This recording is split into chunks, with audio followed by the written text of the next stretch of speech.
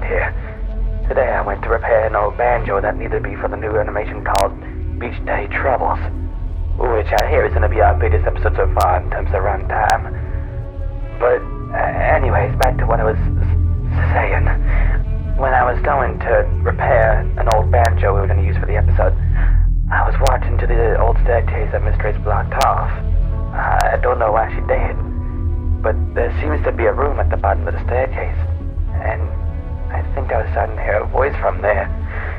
I didn't know what it was saying because, well, I kind of ran away and dropped the banjo.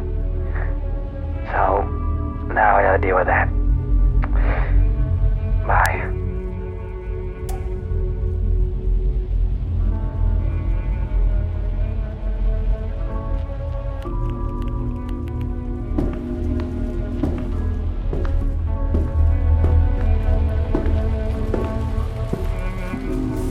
I believe there's something special in all of us.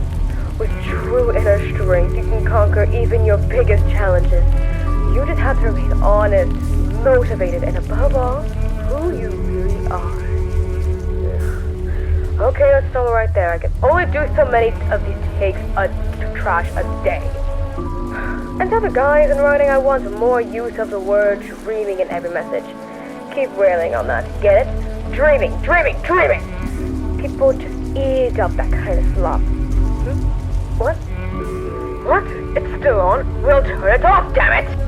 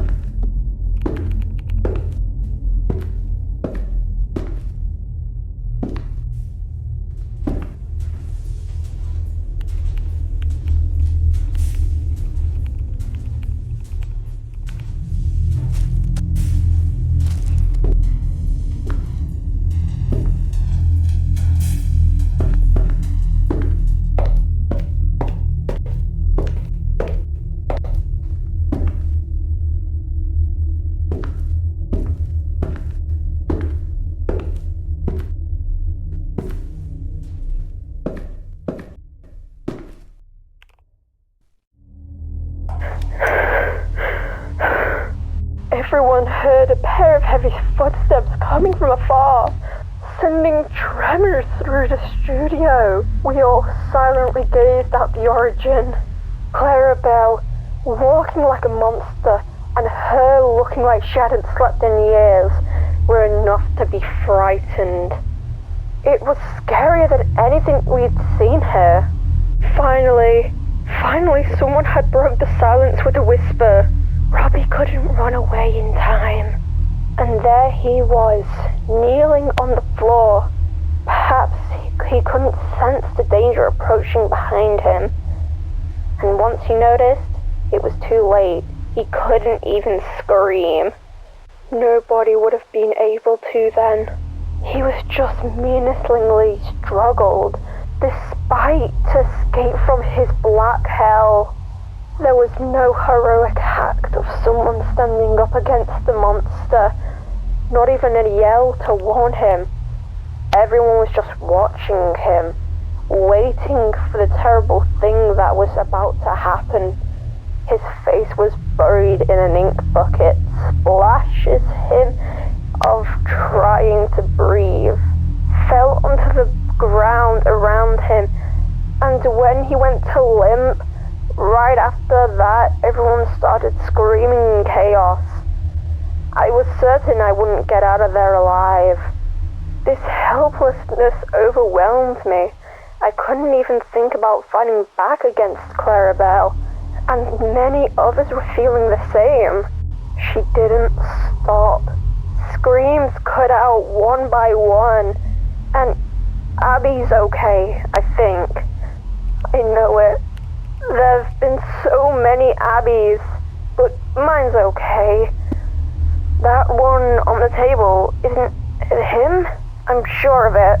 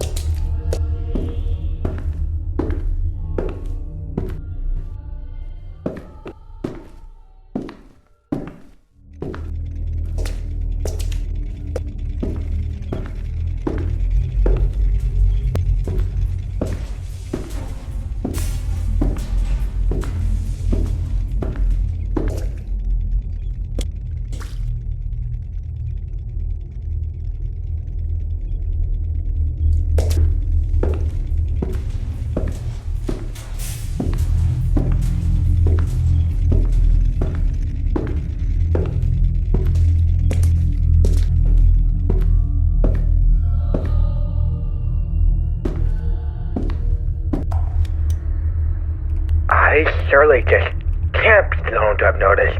There's something amiss in the studio. Nobody's acting like they normally would, not even Riley. I'm not normally paranoid, but maybe something's wrong. Ever since the old Harold Grace got back from the war, things really just haven't been the same. I remember the day it happened. Of course I would. How couldn't I? He showed up out of the blue, as far as I could tell, and Gabriella Grace got into quite a kerfuffle with him. As their faces act like the pair of fools to each other, with vocalized expect uncertainty on my part. They seemed fine afterwards. I shouldn't mention this in documentation for my personal sake, but they started letting out varied in volume, whispering near the end of the confrontation, quite obviously still massively frustrated with each other, before exchanging a nod and they hastily walking into her office together, where I soon thereafter heard some stentorian screaming. I privately inquired about the confrontation after it was truly all said and done, truth be told, but got told by Harold Grace it was just some studio recording. Maybe so. However, this brand of recording happened between Gabriella and Angle 2. That's before we bring up the fact that personal offices generally lack such equipment. Something really isn't right.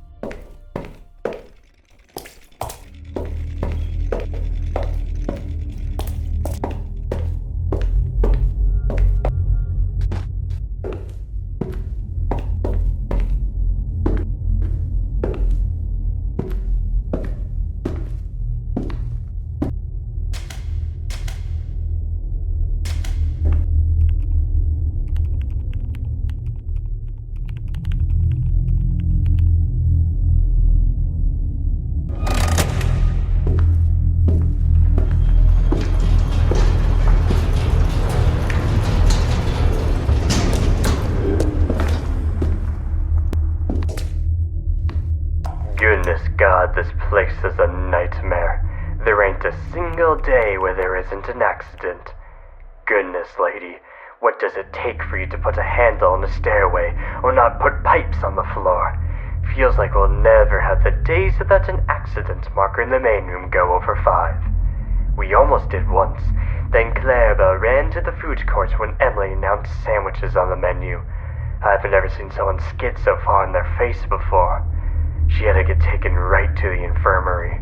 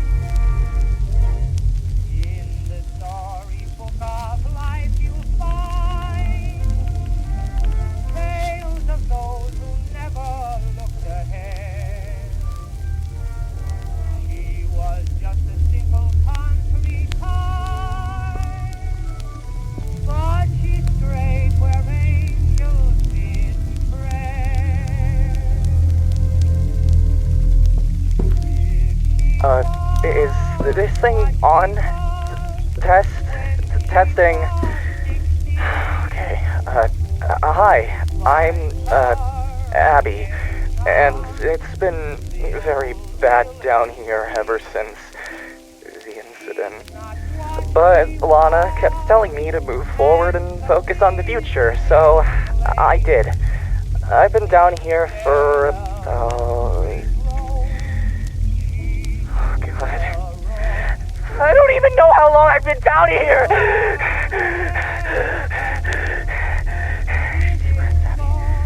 It's okay. Just remember what Lana told you. Okay.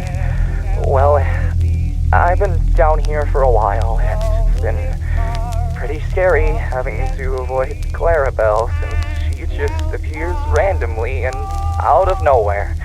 But I realized she's mostly attracted to loud sounds, like if you drop the box filled with metal things in it, she'll usually appear a minute later. So, while doing my best to survive down here, I made a cool hideout. Just like the one me and Lana drew together. Let me give you a tour. This is the main hall that connects to the living room, and on the right, I have my own little kitchen. It's not very big, so I can't make much there. I also have my bedroom over here at the end of the hall with my food pantry in between my room and the kitchen, and that's about it for now. I've planned a lot, like a cool game room, since Lana always liked games. But, yeah, that's all. Whoever finds this, I'm near the...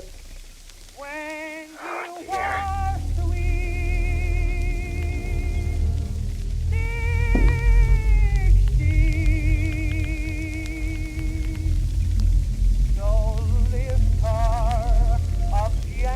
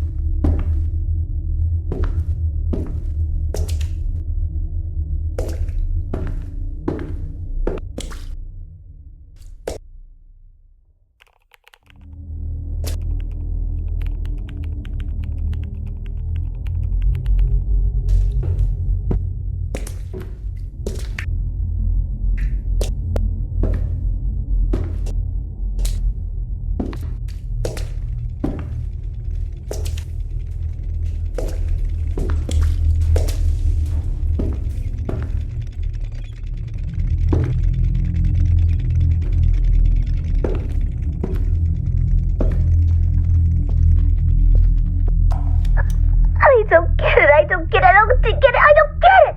Why is she used more than me? How come Lizzie gets to go up on that stage so much more? What's she have that I don't? And don't you dare say your face. It's driving me insane. What's so different about that stupid girl and I? Is it... Am I not beautiful enough? Am I not beautiful enough? Am I not beautiful enough? Am I not beautiful enough?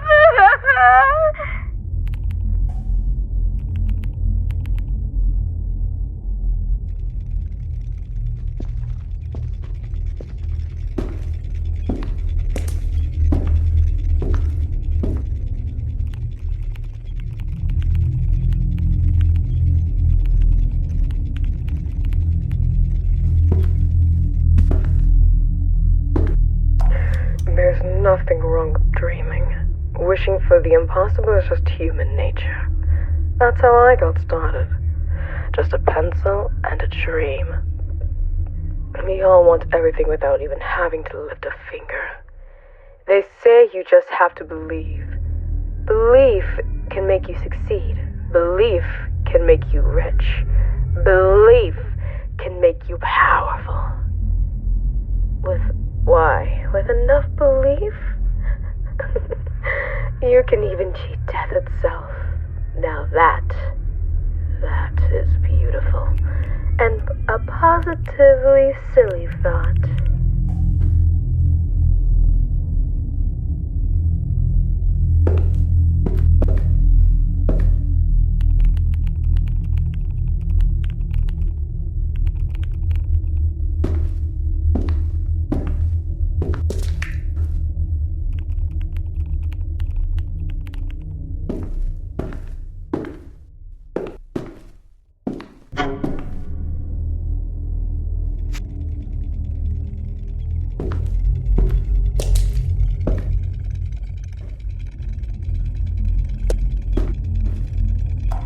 I can see her watching me from the corner of the room.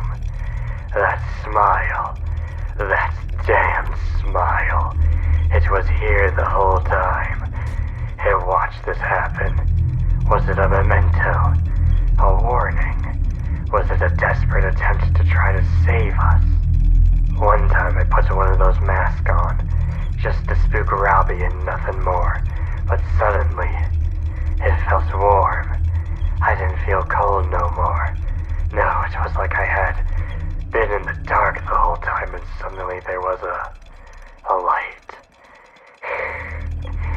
It's like some sort of addiction. Or was it salvation? I understand it now. Clarabelle, the face I could not understand, as though the Pharisees could not understand the preachings of Jesus. I understand it now. I'm a traitor no more.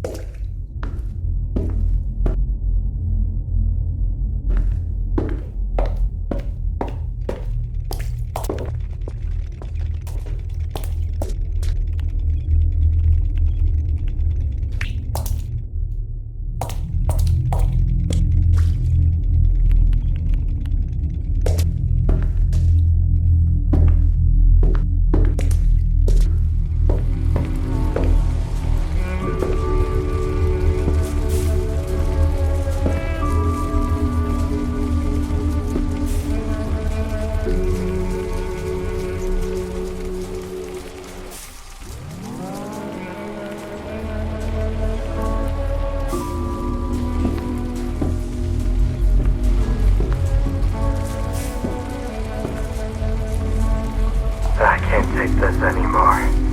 I'm clutching my knees and down to my last one. Don't think I've ever been this shaky before. Cold sweats are coming and going, but they burn my charred face. I don't understand. Why was it us from the start? How were we to know? I don't get it.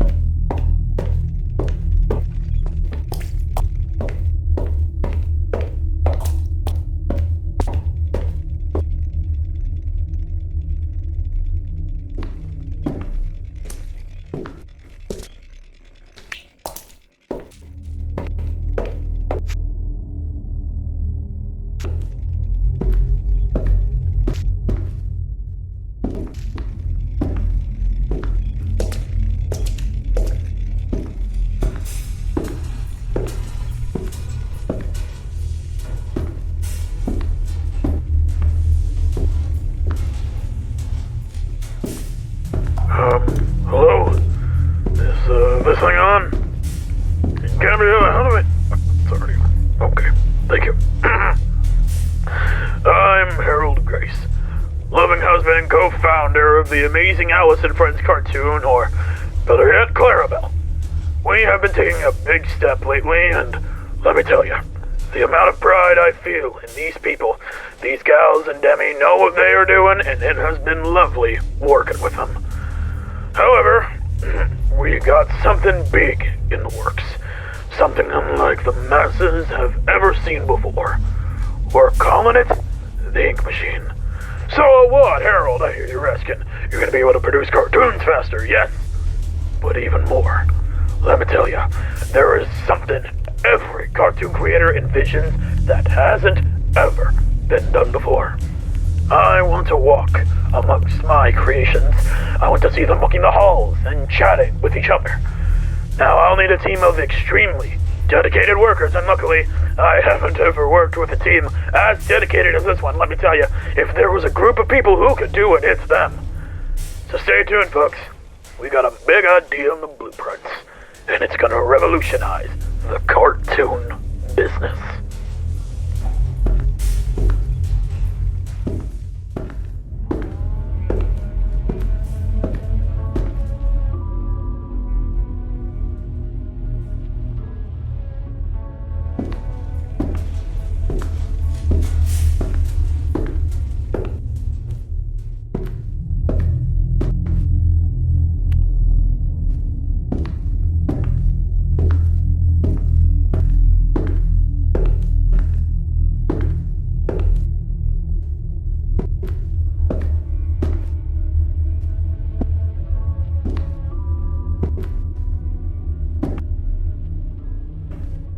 Hi, my name is Matthew, and if you're hearing this, you're probably wondering where the stairs went. Well, let me tell you. Me and the other guys were building them for a couple of months now. They were almost done, in fact. However, during the last week of its construction, Miss Grace decided to come up to me and tells me to destroy it. When I asked her why, she just said, "Stairs are for the weak." Now, on paper, her productions are great toony shows. However, she's no animator. She's an animaniac. I tried to talk to her like 320 times to get a better reason for this, but nope. Maybe I'll try a little more.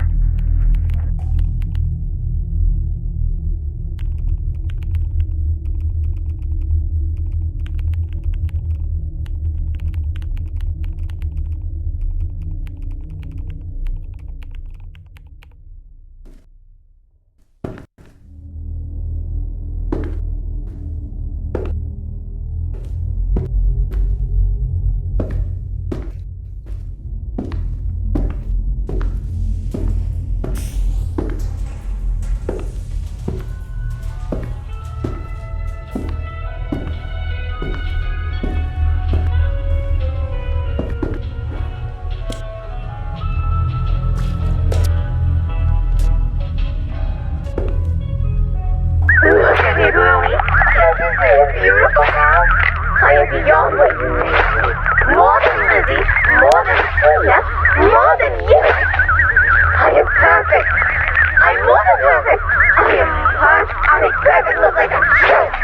If beauty is what you sought, you must have declared yourself most beautiful. So I've taken you and had it done to me. This is what you wanted. This is what you made me do. This is all to become what you wanted me to be.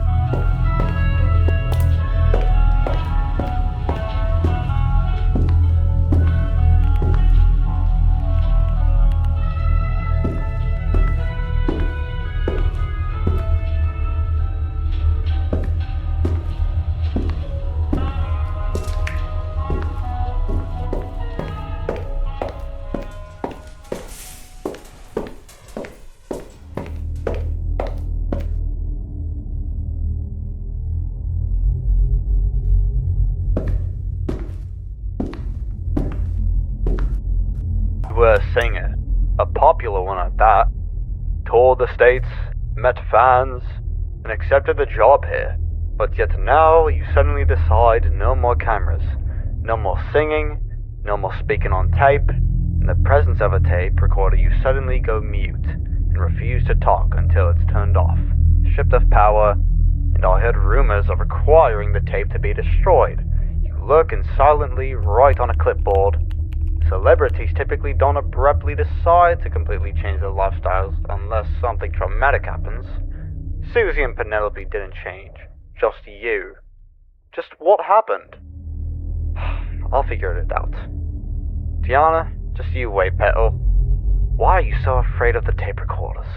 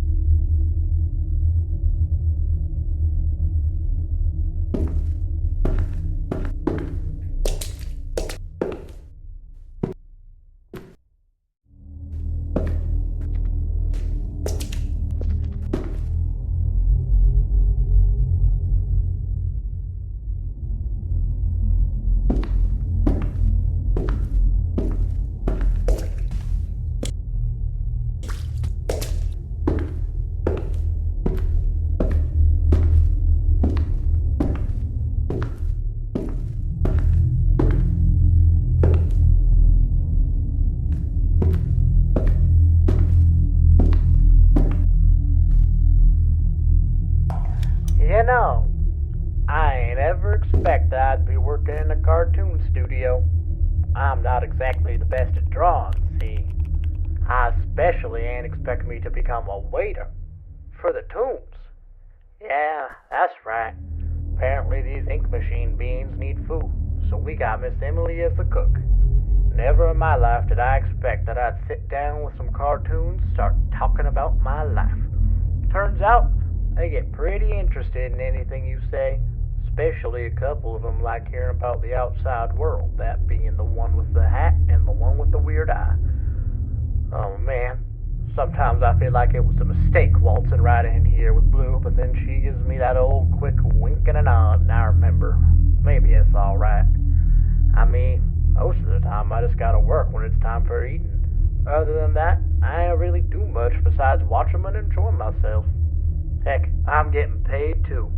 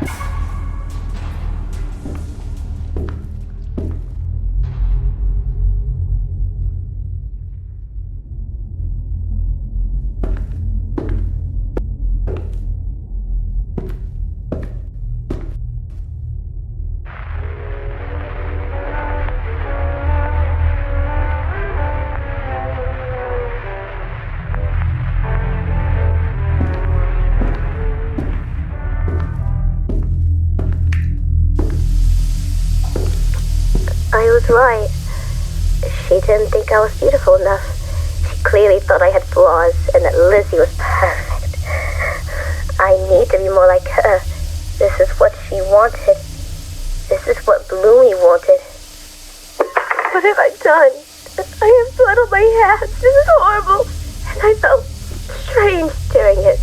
There was a sense of euphoria.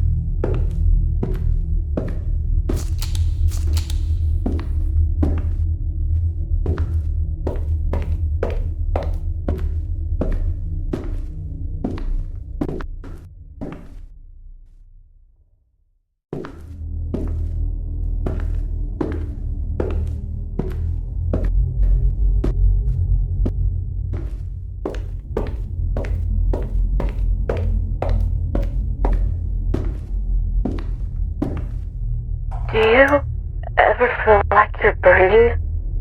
Like, really burning? The feeling you get standing too close to a fire? That sensation can only be described as like you're in pain every single second.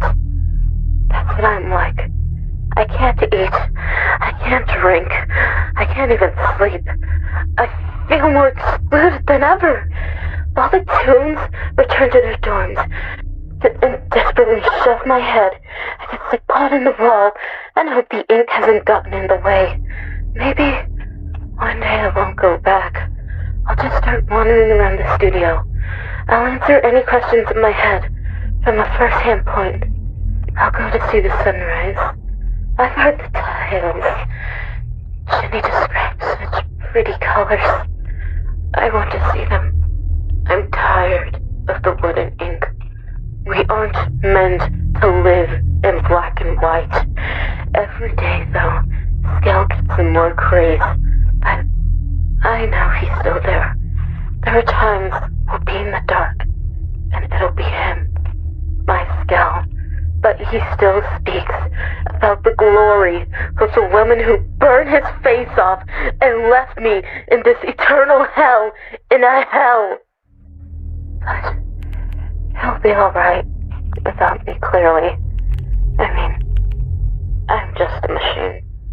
He can always replace me anyways.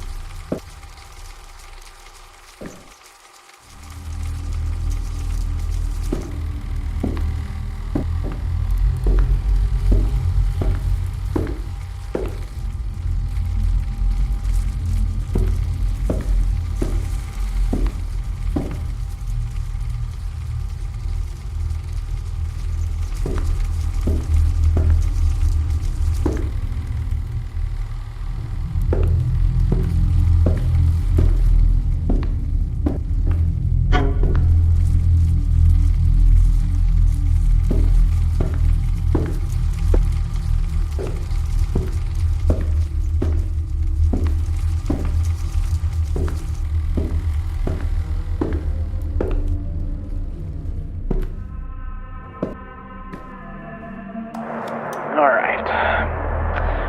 Hi. I'm Ty.